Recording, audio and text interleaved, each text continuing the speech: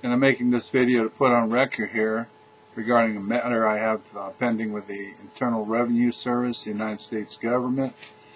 About in 1995-96, I did not file tax returns as I had no taxable income and no obligation to file these tax returns. The government had a different position, and they thought that I had taxable income, but we both agreed that I did not file tax returns. So back and forth, government correspondence, not answering my questions, not actually not being responsive, just coming at me saying you owe money. They tried to hit my bank accounts. They tried to hit my employer and such to get money. They never collected any money on this, but in 2008, they filed a lawsuit trying to get a judgment for $144,000 and to foreclose on my family home. Through the process, there's something called discovery, and part of the discovery is seeking answers to interrogatories. So I posed some interrogatories, and among them I asked for copies of assessments, and they were never produced, and of course the government didn't have to produce them. They used some other form to say that, yeah, they were done, but in fact don't actually produce the assessments.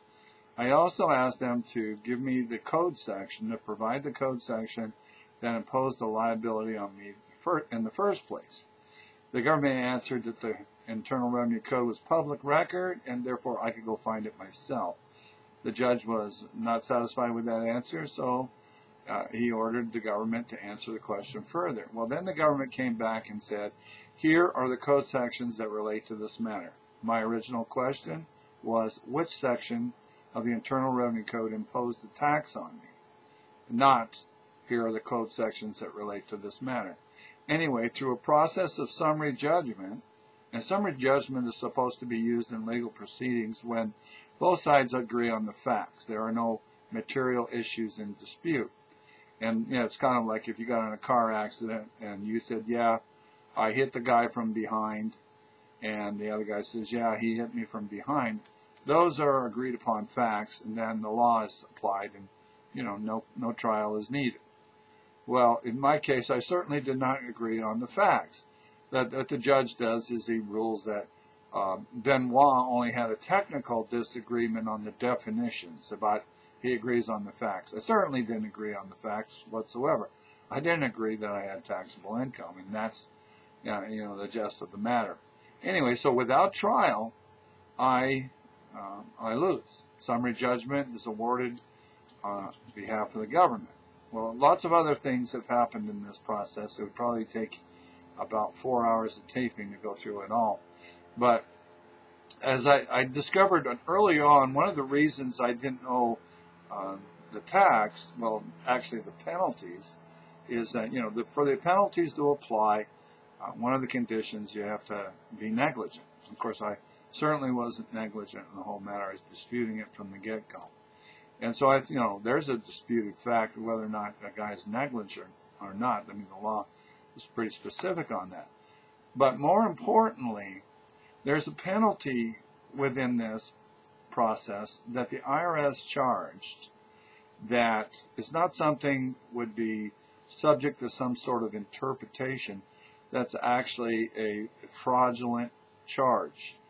There's a section in the Internal Revenue Code that makes it illegal well, actually I'll read it. That's the best way to cover that. Unlawful acts of revenue officers or agent. Any officer or employee of the United States acting in connection with any revenue law of the United States who is guilty of any extortion or willful oppression under color of law, or who knowingly demands other or greater sums than are allowed by law, shall be dismissed from office or discharged from employment, and upon conviction thereof shall be fined not more than $10,000 or imprisoned not more than 5 years. So what we know here is that it's against the law in the Internal Revenue Code to try to collect more money than or greater sums than are authorized by law. Well, through this process and early on, the forms indicate that the government was charging penalties under accuracy-related penalty section in the Internal Revenue Code 6662, which are imposed for accuracy-related if you were inaccurate. Now, this penalty does not apply to people who did not file a tax return. So it kind of makes sense. If you don't file a tax return, you can't be inaccurate. You didn't file a tax return because you don't think you have a tax liability.